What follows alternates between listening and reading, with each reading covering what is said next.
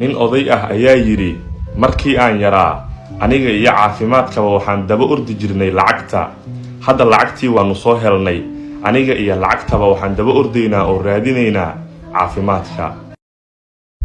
cafisku waa argoosiga ugu wanaagsan nolosha dhoolla cadayntu waa hubka ugu awooda badan nolosha hadalka wanaagsanna waa hantida ugu qiimaha badan nolosha ha isku dayin inaad farxadda ka raadiso isla qofkii ka keenay ilmada suurtagal ma aha kaneecadii sababtay malaariyada inaan dib u weydiino daawadeeda ogow qosol walba farxad ma aha hadal walbana run ma aha qof walba daacad ma aha dareen walbana jacayl ma aha dumarku way ka damqasho iyo naxariis badan yihiin ragguna way ka adkaysi iyo dulqaad badan yihiin dumarka quruxda gabadhu waa xishoodka quruxda ninkuna waa akhlaaqda